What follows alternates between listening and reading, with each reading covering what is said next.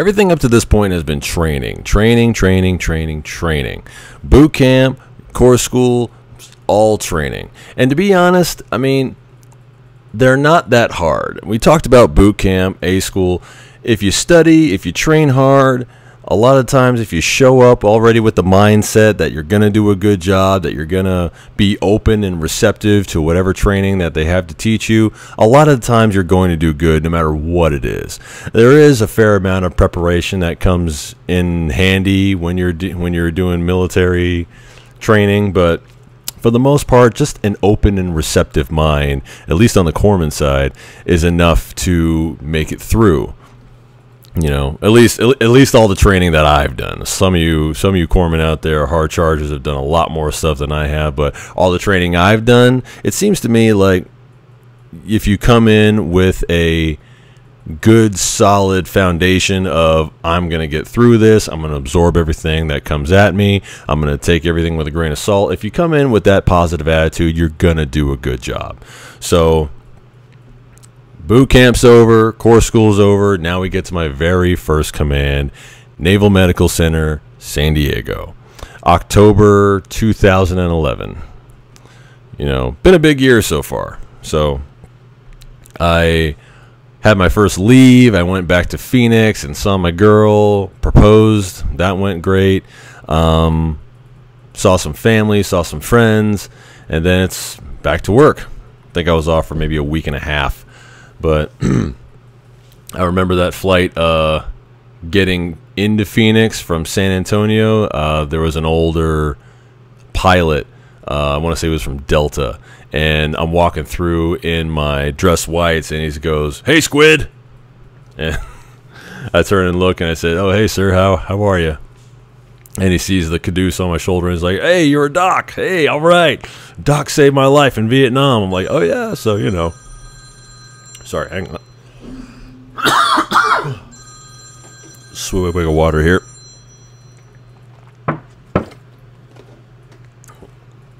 So, where was I? Yeah, so had a good leave, proposed to my girl, had a great time. So, back to work, back to the barracks. Stayed in Building 26, the infamous Building 26. Again, I love the nature of being in the Navy and having everything just right there for you. Building 26 was and still is the barracks at Naval Medical Center San Diego. It's got a gym, it's got a store, a place to eat. It's just great, you know. It's a really good situation to be in, especially for a new guy, somebody who, you know, like me, I don't have a lot of stuff. You know, I mean, I had some clothes, but basically all I got is my uniforms and just everything that I'm needing for my job in the Navy. So I don't have a whole lot of stuff. I didn't even really need a car because I have my gym here. I have my job is right here on campus. It's 900 feet away. Super easy. So it's a great situation for me to be in. You know, never late for work. I don't think, but don't quote me. But it was a great first command. I learned so much, and you know, you get to core school or you get out of core school and you think, okay, I got everything I need. You know, I've got the knowledge, I've got a decent skill set. You know, let's get in here and let's show these people what I'm made of. At least that was my mindset when I got there. Totally taken by surprise. First of all, I'd never seen this many officers in my life, and you know, you don't want to miss saluting Lieutenant JG, or he might, you know, lose his mind. And like, well, how dare you? That happens every once in a while, but no big deal. However, I do remember this one time. I worked night shift probably a year and a half out of the 2 years I was stationed at Balboa. I remember coming out of the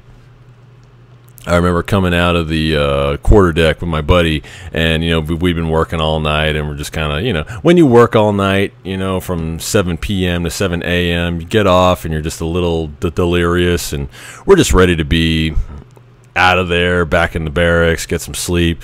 And we walked right past a female captain. a captain, a Navy captain. You know, that's full bird. That's pretty high up there, especially for us. We're two E3s, you know, we're nothing. And we blow right past this captain because we're coking and joking. And, you know, she turned around and said, "Excuse me, salute," and gave us a not so wonderful look. But, you know, those are the experiences, you know, that you're going to have at your first command that are going to make sure you don't do anything stupid like that again. So, you know, it's a good situation to be in. But man, I learned so much my first tour in San Diego. I went to the for the most part I was on the med surge, but I did oncology, I did a little bit of ER, but man, it was like we had such a great little family cut out, you know. People that I'm still friends with, I met at this first command, officer and enlisted. Everybody kind of came together. Nobody really beefed with each other. I mean, I can admit myself, for me, there were some times where I was maybe a little bit of a slave driver, like, hey, let's make sure we get this done, you know, because it is pretty easy to forget that you're in the Navy or in the military at all when you work nights, you don't really see your boss, you muster maybe once every 2 weeks. You know, once you finally get into the swing of things, you're only mustering on Fridays, and when you work 12-hour days, you're only there every other Friday. So you're only really seeing your boss maybe once every 2 weeks. So it is a little easy to forget that you're in the Navy and it just be a job that you show up with in a uniform and boots. But some of the highlights at Balboa, I did my first bodybuilding competition.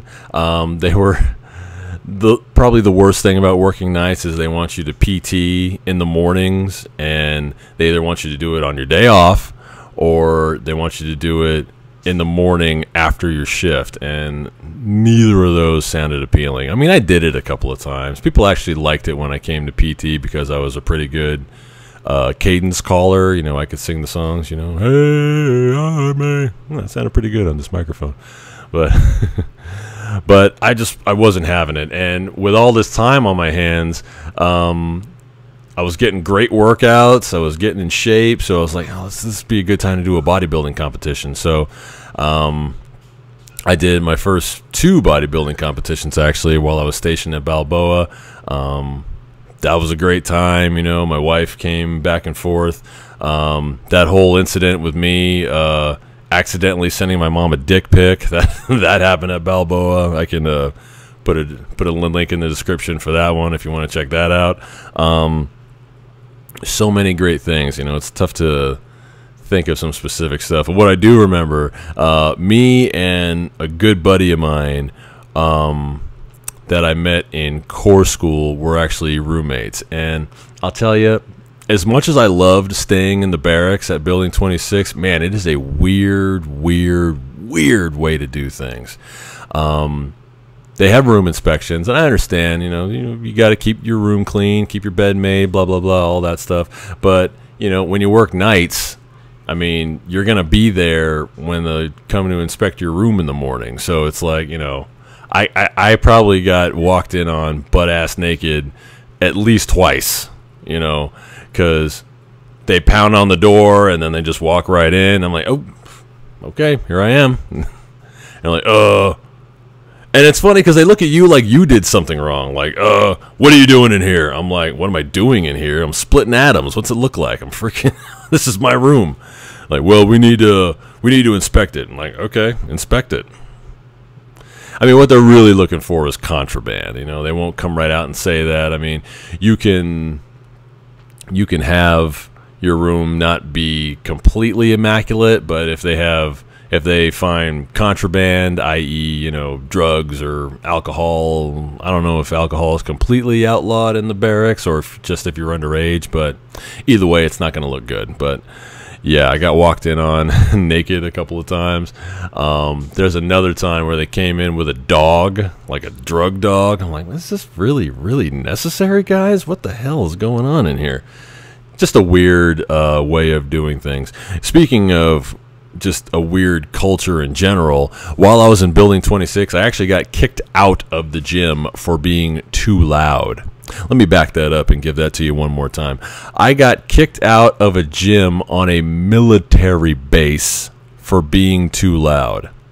You know, I love my civilians. I got plenty of friends out there who are civilians. I love my civilian homies. But man, you guys cause us more problems than I don't know what. You know, all the people who worked in that gym, and I think that's still like that, they're all civilians. Some of them are prior. A lot of them are dependents, I'm coming to understand. They actually kicked me out of the gym. They said, don't come back, or we're going to call whoever and try to get you in trouble for being too loud in a gym on a military base. Are you kidding me? Man, I tell you, instances like that make me wish I had joined the Marine Corps, because let me tell you something. When I went to 29 Palms, they didn't give a shit how loud I was in the gym. So I don't know. There's always somebody to bust your balls about something, especially in the military. But that experience at Balboa really gave me the confidence to be a nurse, because the thing about nursing in the military is that, you know, when you're a nurse in, I say real life, you know, not in the military, you know, you don't really have corpsmen there with you. I mean, there was probably, on a regular shift, it was probably 1-to-1. 5 nurses, 5 corpsmen.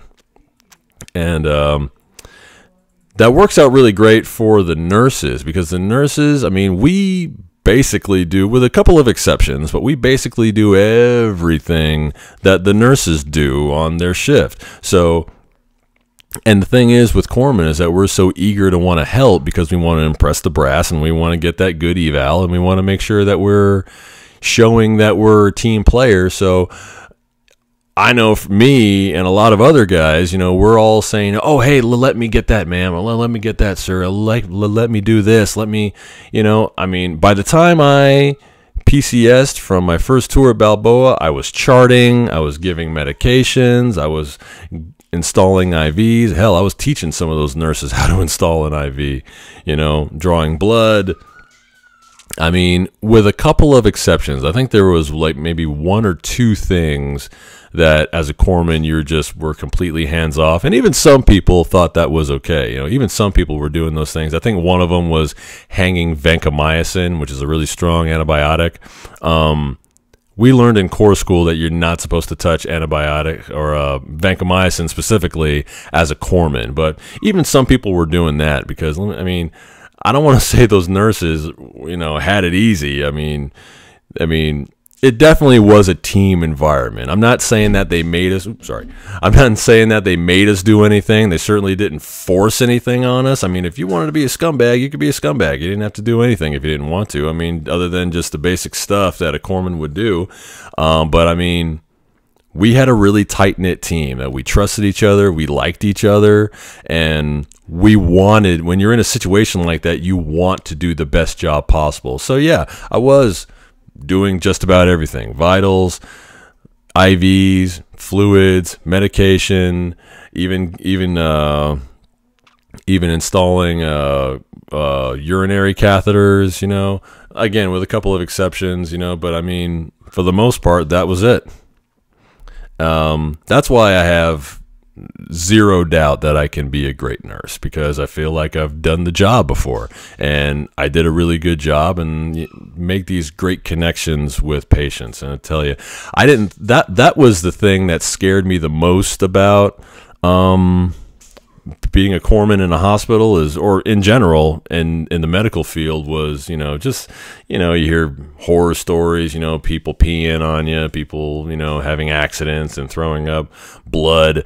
And then it's funny, as it turns out, all that stuff I'm okay with. I thought I was going to, you know, have somebody, you know, have this big accident in front of me and I was going to freeze up. But you know what? As it turns out, the only thing that I have trouble with is vomit. That's the only thing that I'm kind of like, you know, but even still, I can, you know, it happens, you know, the person retches, you know, it's over, it's a mess, but it's not a big deal. So surprisingly, I was good with that. Now, the things that I wasn't prepared for, that I guess I didn't think I'd see in the hospital, or I guess I didn't really consider it, were guys like the amputees. When I was with med surge, we got a lot of pretty severe amputees, man. And I tell you, I hate to admit it, but man, I went in there and I froze up. There was an amputee in there. He was had lost both legs. He was an EOD guy, you know, in a blast, lost his legs. And I went in there just on a regular day and deer in the headlights. I looked and it was like, I didn't know what I was looking at first, and his legs are gone. And I'm like, oh my God, is he in pain? Is he And he caught me looking and he was like, "You good, Doc? You all right?"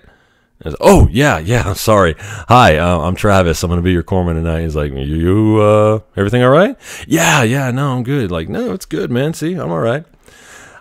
I will never, as long as I live, I will never forget the great attitudes of people with the most horrific injuries. I mean, we're talking about double, triple, quadruple amputees, and they just have a smile on their face. They have a great attitude. They're sitting there watching TV. You know, they joke with you. It's like, hey, can I mean, I'm trying to be this really accommodating person. Like, "Hey, what can is there anything I can do for you? Is there anything I can bring you?" And almost without fail, they would say something like, "Yeah, a beer, a cigarette," you know, something like that. You know, it really, really lends perspective when you look at something like that. People who have, I mean, we're talking about guys in their 20s, man, their mid-20s, you know, guys who have, their lives will never be the same, and, you know, their military service is going to end, and now they have to find a new norm, and they just have these great attitudes, man. I mean, I could never have prepared for that. And I tell you, I really need to remember stuff like that myself when I start to get down on myself, you know, on my little issue with these blood clots and everything. Hey, you know what? There's always somebody out there with a worse story than you. And these guys have great attitudes, and they're not defeated. I mean, it would be so easy to just sit there and just, you know, have this defeated mentality. But man, these guys are still hard charging. These guys want to get back out there and do their thing.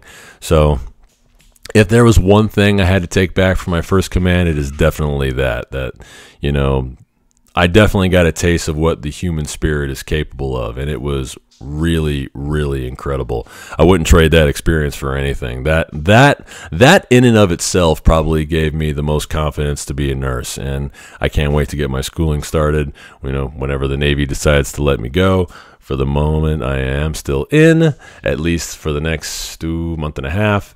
So it is what it is. But that was sort of some of my favorite memories from my first command. Trying to think of some other stuff now. Man, it really was a blur. I'll tell you, working nights is the worst, man. I mean, it's great because you can sit there and you can watch movies. I mean, that's really what it was. It really was just kind of just a great sort of atmosphere. I mean, it would suck if, you know, if we had one guy who was just, you know, this motard, we call him, that just wants to be motivated and show everybody how motivated he is. You know, we knew how to work, and we knew how to come together when the situation called for it. You know, we had plenty of emergencies, plenty of, you know, things that went wrong, and we fixed them, but plenty of things that went right too, and then we come together and we can celebrate those things. There's another, I don't want to name too many names, but there's a patient out there who is I'm still friends with today, actually, her and her husband. You talk about, you know, putting things into perspective. You know, this lady, like I said, we're still friends. Her husband was a retired senior chief, and they are just the sweetest, nicest couple I've ever met. And he's since retired, and I think he must have done his 20. He retired as a senior chief. Him and his wife, I don't know. I mean, there was she was in the hospital a number of times, and there was a situation where I guess she was sort of a hard stick. She was a little tough to draw blood from, and for some reason or another, I was able to find the veins and able to get the job done. And there was a situation, because she herself was a healthcare provider, so she knows, you know, she will try to coach you up and say, hey, why don't you try this, try that.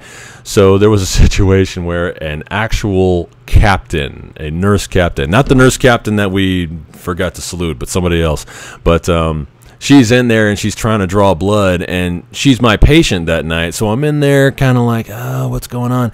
And this captain sticks her once, pulls the needle out, sticks her again with the same needle, pulls it out, nothing's happening, sticks her a third time, and I could just see the look on this poor lady's face. I'm like, oh my God, she's about to lose it on this lady. So I take it upon myself. I go in there and I say, ma'am, why don't you let me give it a try? You know, this, she's my patient. I've seen her, she's been in the hospital with us for the last few days. Why don't you let me give it a try? And she, with no argument, said, yeah, sure, go ahead. And I get it on the first stick, and she kind of looks and says to the patient says to the captain, yeah, this is H.N. Jones, and he is a phenomenal corpsman, and he's a great guy, and he takes care of me really, really well. And the captain kind of looks at me and shakes my hand like, oh, that's great, that's wonderful. And then, of course, when the captain left, she was like, what the hell is that lady's problem? Is she a nurse?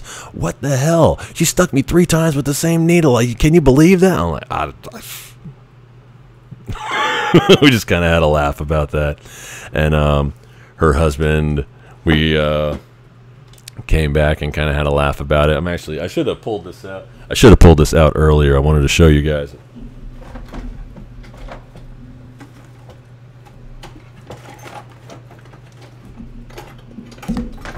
Sorry. I saw him again. I saw them again recently. She was in the hospital again.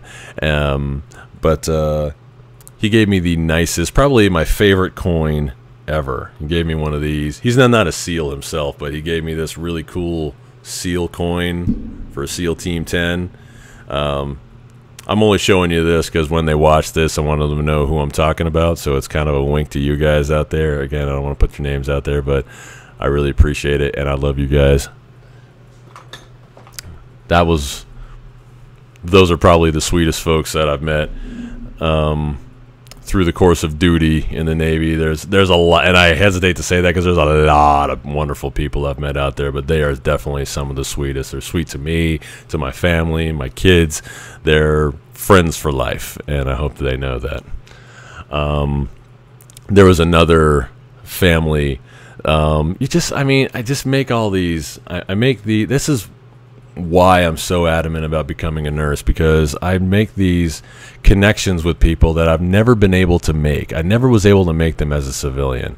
And I think it's just because when you're in a medical situation, people are vulnerable. People are cracked open and spilled out, and all their business is out there, and you can look and see what they're, everything about them, really. And when you respect that, when you treat that, you treat them like a person and not just like, you know, someone who's breezing through the hospital just trying to get medication or whatever. You know, when you connect with those people, it really is a special thing. So the fact that people have trusted me enough to trust me with their health care and have made a personal impact on them, that to me is probably the most wonderful thing and the biggest compliment that you can receive as a healthcare person. So those were just some of the highlights for my first tour at Naval Medical Center San Diego. And I'm still here, but I'm here as an x-ray tech, although I would go back up to the wards anytime. Although it's never going to be the same. The team that we had up there was really special. I'm going to end it. I try to keep these right around 20 minutes or so, but I'm going to end it with this this last story because it's so embarrassing, and I like to put myself on blast every once in a while. So there was this this is probably about a year into my 2-year tour, and there's a new person that comes up, you know, cool dude, tattoos, you know, just hard worker, you know, cool guys. And I'm working with somebody else, and my buddy Gonzo is working with this new dude. And I didn't really have a conversation with him yet. I just kind of said, hey, what's up, in passing. You know, we're both the same rank, and just kind of cool, you know. he's learning the ropes, you know, and my buddy's kind of teaching him. And I think I spent like maybe a night working with him, but we kind of passed him back and forth, you know, learning this, learning that. And it's been about maybe 2.5, maybe even 3 weeks now that this new guy has been here. And they're starting to get kind of independent, so they go and, you know, one of the patient clicks the light and goes, you know, he goes to check it out. And I asked my buddy Gonzo, I'm like, hey, Gonzo, how's the new guy working out? And he kind of laughs at me like, you know, I think he's laughing at me because it's not working out good. I'm like, oh no, is it no good? Is he not making it? And he looks at me and says, Jonesy, you know that's a girl, right? And I'm like, no. Wait, what? What, you busted my balls? What are you talking about? Like, bro, that's a chick, man. I'm like, no, really? Like, her name is Jennifer. You didn't see her name tag? Like, are you... 2 or 3 weeks I've been working with this person. I didn't know it was a girl. I'm like, oh my God. And I was so embarrassed. And I didn't tell her right then, but like down the line, we're still buddies. We talk on Facebook and everything. I haven't seen her for a while, but you know who you are.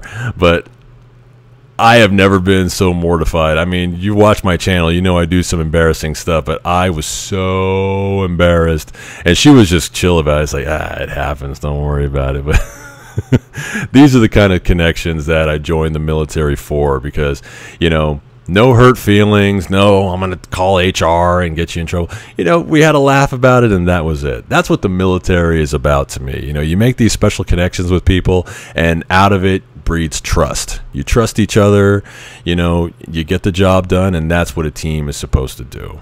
And that's what I found at my first command. I really hope you guys enjoyed that one. Check me out on YouTube, Facebook, and Instagram, and I'll see you guys real soon. Big Jones Unleashed.